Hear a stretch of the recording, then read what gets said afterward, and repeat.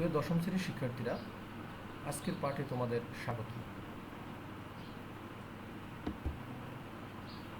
প্রিয় দশম শ্রেণীর শিক্ষার্থীরা, তোমাদের সাথে পরিচিত হওয়ার কিছু নেই, তোমরা সবাই আমাকে ভালোভাবে চিনো। আমি তোমাদের প্রিয় লিটন স্যার। করোনার এই মহামারীতে আশা করি তোমরা সবাই বাসায় অবস্থান করে সুস্থ আছো, সবাইকে নিয়ে ভালো আছো এবং তোমরা বাসায় নিয়মিত পড়াশোনা চালিয়ে যাচ্ছ। আজকে তোমাদের সাথে অর্থনীতি নিয়ে আলোচনা করব। অধ্যায় হচ্ছে প্রথম। তোমরা নবম শ্রেণীতে সম্পূর্ণ বইটি শেষ করেছ এবং বাকি যে অধ্যায়টুকু ছিল সেটা আমরা এবছরের শুরুতেই জানুয়ারি ফেব্রুয়ারিতে শেষ করে দিয়েছি। এরপর যে আমরা বইটি আবার প্রথম থেকে শুরু করব। তো প্রিয় শিক্ষার্থীরা, আজকের আলোচ্য বিষয় অর্থনীতির ধারণা ও দর্শনীতি। তোমরা ক্লাস শুরু করার পূর্বে তোমাদের পাঠ্য বইটি তোমাদের সামনে রাখবে, সাথে খাতা এবং কলম রাখবে, যাতে করে তোমরা গুরুত্বপূর্ণ বিষয়গুলো নোট করতে পারো, যেটা তোমাদের পরীক্ষায় কাজে লাগবে। তো প্রিয় শিক্ষার্থীরা, অর্থনীতির ধারণা সম্পর্কে আমাদের জানতে হলে এর খুঁটিনাটি বিষয় জানতে হবে। জ্ঞান বিজ্ঞানের উন্নতির সাথে অর্থনীতির বিষয়ের পরিধি অনেক বেড়েছে। অতীত ও বর্তমান অর্থনীতি বিষয় সমন্বয়ে অর্থনীতির বিষয় এখন অনেক উন্নত বা সমৃদ্ধ। প্রথমে যারা অর্থনীতি বিষয় উপস্থাপন করেছেন এদের মধ্যে অ্যাডাম স্মিথ, ডেভিড রিকার্ডো এবং জন স্টুয়ার্ট মিল অর্থনীতিকে সম্পদের উৎপাদন ও বন্টনের বিজ্ঞান বলে মনে করেন। এদের মধ্যে অ্যাডাম স্মিথকে অর্থনীতির জনক বলা হয়। অর্থনীতির এই ধারা ক্লাসিক্যাল অর্থনীতি হিসেবে পরিচিত। তখন অর্থনীতি বা ইকোনমিক্স এর নাম ছিল রাজনৈতিক অর্থনীতি বা পলিটিক্যাল ইকোনমি। এখান থেকে তোমাদের এমসিকিউ আসতে পারে, অর্থনীতির জনককে বা শুরুতে অর্থনীতিকে কি নামে ডাকা হতো। তো আমরা বিখ্যাত মনীষী এবং অর্থনীতির জনক অ্যাডাম স্মিথের প্রদত্ত সংজ্ঞা নিয়ে আলোচনা করব। তার সংজ্ঞায় তিনি বলেন, অর্থনীতি এমন একটি বিজ্ঞান যা জাতিসমূহের সম্পদের ধরন ও কারণ অনুসন্ধান করে। তোমরা সবাই খেয়াল রাখবে, সংজ্ঞা যেন হুবহু কোনো ব্যক্তি বা মনীষীর সংজ্ঞা উপস্থাপন করার ক্ষেত্রে সংজ্ঞাটি সম্পূর্ণ হুবহু হতে হবে। এখানে কোনো কিছু বাড়ানো বা কমানোর সুযোগ নেই। অ্যাডাম স্মিথের সংজ্ঞার কিছু দুর্বল দিক রয়েছে। তা হলো, 1. অর্থনীতি মানুষের অসীম অভাবকে কিভাবে সীমিত সম্পদ দিয়ে মেটাবে, এই সংজ্ঞায় তার উল্লেখ নেই। 2. এই সংজ্ঞায় জাতীয় সম্পদের উপর অধিক জোর দেওয়া হলেও ব্যক্তি মানুষ ও তার কাজকর্মকে অবহেলা করা হয়েছে। 3. সম্পদের আহরণের উপর গুরুত্ব দেওয়া হলেও কী উপায়ে সম্পদ জোগাড় করা হবে তা বলা হয়নি। 4. এই সংজ্ঞায় সম্পদ বলতে দ্রব্যকেই বোঝানো হয়েছে, কিন্তু সেবা সম্পর্কে কিছুই বলা হয়নি। প্রিয় শিক্ষার্থীরা, এই পর্যায়ে আমরা অধ্যাপক মার্শাল কর্তৃক প্রদত্ত অর্থনীতির সংজ্ঞাটি নিয়ে আলোচনা করব। অধ্যাপক আলফ্রেড মার্শাল সম্পদের চেয়ে মানব কল্যাণের উপর অধিক গুরুত্ব আরোপ করেন। তিনি বলেন, অর্থনীতি মানব জীবনের সাধারণ কার্যাবলী আলোচনা। অর্থনীতির মূল আলোচ্য বিষয় মানুষের অর্থ উপার্জন এবং অভাব মোচনের জন্য সেই অর্থের ব্যয়। অর্থাৎ অর্থনীতির মূল উদ্দেশ্য হলো মানুষের কল্যাণ সাধন। মার্শাল শুধু মানুষের বাস্তব কল্যাণ সাধন করা নিয়ে আলোচনা করেছেন। বর্তমান সম্পদের স্বল্পতার সমস্যাই অর্থনীতির মূল সমস্যা। মার্শালের সংজ্ঞায় মানুষের এই মৌলিক সমস্যাটি বিবেচনা করা হয়নি। প্রিয় শিক্ষার্থীরা, অধ্যাপক এল রবিনসনের প্রদত্ত সংজ্ঞাটিকে পরিপূর্ণ একটি সংজ্ঞা বলা হয়। অধ্যাপক এল রবিনসন অর্থনীতির অনেক বেশি গ্রহণযোগ্য সংজ্ঞা প্রদান করেছেন। তার মতে, অর্থনীতি হলো এমন একটি বিজ্ঞান যা মানুষের অসীম অভাব এবং বিকল্প ব্যবহারযোগ্য দুষ্প্রাপ্য উপকরণসমূহের মধ্যে সমন্বয় সাধনকারী কার্যাবলী আলোচনা করে। এ সংজ্ঞার বৈশিষ্ট্যগুলো নিম্নরূপ: 1. মানুষ অভাব অসীম এবং অভাবের প্রকৃতি ও পরিমাণ বিভিন্ন রকমের। 2. অভাব পূরণকারী সম্পদ ও সময় খুবই সীমিত। 3. অসীম অভাবকে কীভাবে সীমিত সম্পদ দ্বারা সমন্বয় সাধন করা যায় তা অর্থনীতির একটি গুরুত্বপূর্ণ আলোচনার বিষয়। 4. সম্পদের যোগান সীমিত বলে একই সম্পদ দ্বারা আমাদের বিভিন্ন অভাব পূরণের চেষ্টা করতে হয়। 5. অভাবের অগ্রাধিকার ভিত্তিতে তা পূরণ করতে হয়। এসব কারণে এই সংজ্ঞাটিকে অধিকতর সুনির্দিষ্ট এবং গ্রহণযোগ্য বলে মনে হয়। তবে রবিনসনের সংজ্ঞার কিছু সমালোচনা রয়েছে। এই সমালোচনাগুলো তোমরা অবশ্যই বই থেকে পড়ে নিবে এবং ভালোভাবে নোট করে নেবে। প্রিয় শিক্ষার্থীরা, এ পর্যায়ে আমরা অর্থনীতির 10টি নীতি নিয়ে আলোচনা করব। আমাদের সমাজে সম্পদ স্বল্পতার পরিপ্রেক্ষিতে অসীম অভাব মোকাবেলা করতে হয়। অর্থনীতির গ্রেগরি ম্যানকিউয়ের আন্তর্জাতিক খ্যাতিসম্পন্ন পাঠ্যপুস্তকে অর্থনীতির 10টি মৌলিক নীতির কথা বলা হয়েছে। এগুলো হলো: 1. মানুষ পেতে হলে ছাড়তে হয়। তোমাকে অবশ্যই একটি জিনিস পেতে হলে অন্য জিনিসটি ছাড়তে হবে। তুমি যদি মনে করো যে সারা বিকাল তুমি ঘুমিয়ে কাটাবা, তাহলে তোমাকে খেলাধুলার সুযোগ থেকে বঞ্চিত হতে হবে, খেলাধুলার ঘটনা ছাড়তে হবে।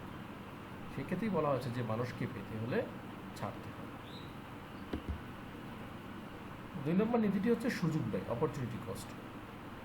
তুমি যদি স্কুল লেখাপড়ার জন্য সময় ব্যয় করো, তবে তুমি তোমার বাড়িতে তোমার বাবার কাজের সাহায্য করতে পারবে না। তাহলে কি বোঝা গেল? যে একটি সুযোগ পেতে হলে অন্য সুযোগটি অবশ্যই তোমাকে ত্যাগ করতে হবে। তুমি স্কুলে পড়াশোনা করলে তোমার বাবার কাজে তুমি সাহায্য করতে পারবে না, আবার বাবার কাজে সাহায্য করলে তুমি স্কুলে পড়াশোনা করতে পারবে না। একটি সুযোগ জন্য অন্য সুযোগটি ত্যাগ করতে হয়, আর এটাই হচ্ছে সুযোগ ব্যয়। প্রিয় শিক্ষার্থীরা, 3 নম্বর নীতিটি রয়েছে যে যুক্তিবাদী মানুষ প্রান্তিক পর্যায়ে নিয়ে চিন্তা করে। 4 নম্বরে রয়েছে মানুষ প্রণোদনায় সাড়া দেয়। 5 নম্বরে রয়েছে বাণিজ্য সবাই উপকৃত হয়। মানুষ, তার 3 নম্বর, মানুষ প্রান্তিক পর্যায়ে চিন্তা করে। বিয়ের বাড়িতে খাওয়া শেষে তোমরা কেউ কেউ ভাবো আরও একটু খেতে পারতাম, আবার কেউ কেউ ভাবে আরও একটু কম খেলে ভালো হতো। এই অল্প একটু বেশি বা অল্প একটু কম খাওয়া হচ্ছে প্রান্তিক খাওয়া। ধরো তুমি একটি বিষয় এ পেলে, তোমার মনে হবে আর একটু পড়লেই এ প্লাস পেলাম। মানুষ প্রান্তিক সুবিধা অসুবিধার কথাও ভাবে। 4 নম্বরে যে নীতিটি রয়েছে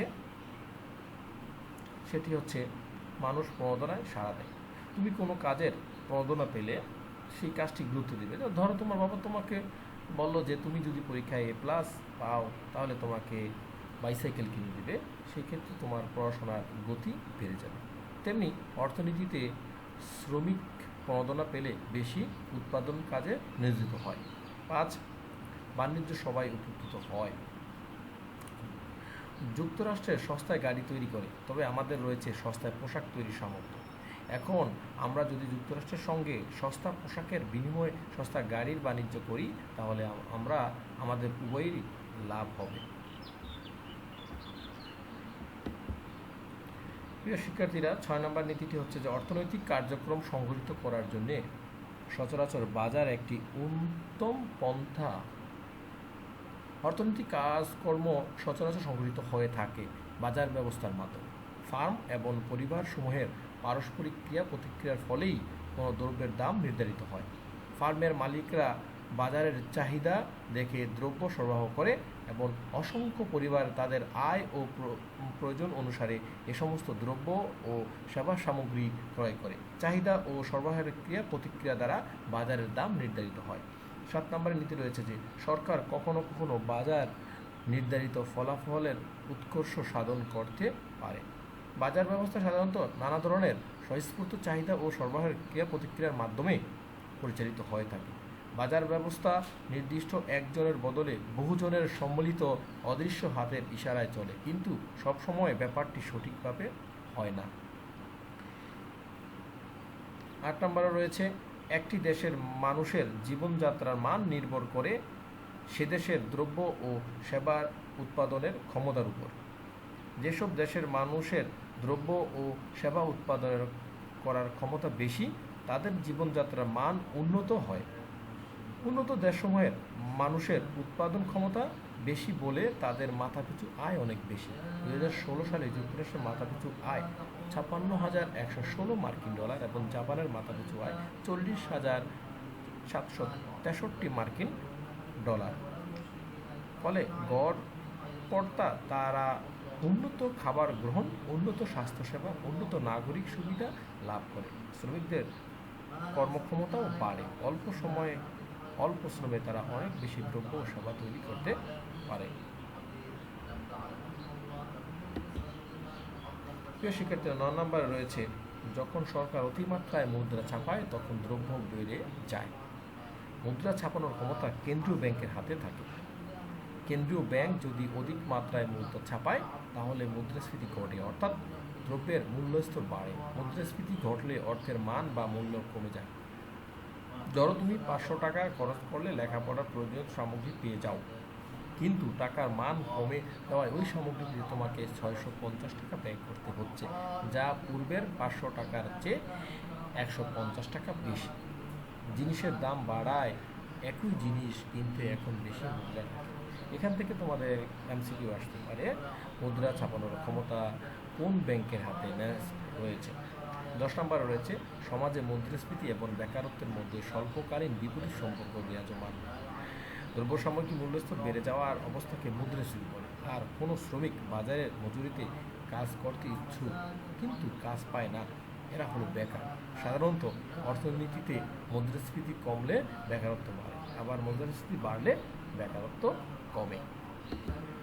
প্রিয় শিক্ষার্থীরা, আমরা অর্থনীতি সম্পর্কে ধারণা ভালোভাবে জেনেছি, আশা করি বুঝতে পেরেছ তোমরা। এবং যে 10টি নীতি রয়েছে সেই 10টি নীতি নিয়েও আলোচনা করা হয়েছে। এরপর যে আমাদের বাড়ির কাজ, যেটা আমরা হোমওয়ার্ক বলি, অবশ্যই তোমাদের এই ক্লাসটি থেকে যা শিখলা তা তোমরা নোট আকারে নিয়েছ এবং বাসায় তোমরা যে হোমওয়ার্ক দেওয়া হবে সেটা বাসায় যত্ন সহকারে করে রাখবা। তোমাদের সাথে পরবর্তী ক্লাসে আবার সাক্ষাৎ হবে। পরবর্তী ক্লাসে ভালো একটি টপিকস নিয়ে আলোচনা করব। তবে আজকে তোমাদের যে বাড়ির কাজ থাকবে সেটি হচ্ছে যে অর্থনীতির যে কোনো 2টি সংজ্ঞা এবং 10টি নীতি তোমাকে মুখস্থ করতে হবে, খাতায় লিখতে হবে। তো প্রিয় শিক্ষার্থীরা, আজকের মতো তোমাদের দীর্ঘায়ু কামনা করে, সুস্বাস্থ্য কামনা করে আজকের পাঠ থেকে তোমাদের বিদায় নিচ্ছি। আশা করি আল্লাহ যদি বাঁচিয়ে রাখে তাহলে পরবর্তী নতুন একটি টপিক নিয়ে তোমাদের সাথে সাক্ষাৎ হবে। ধন্যবাদ সবাইকে।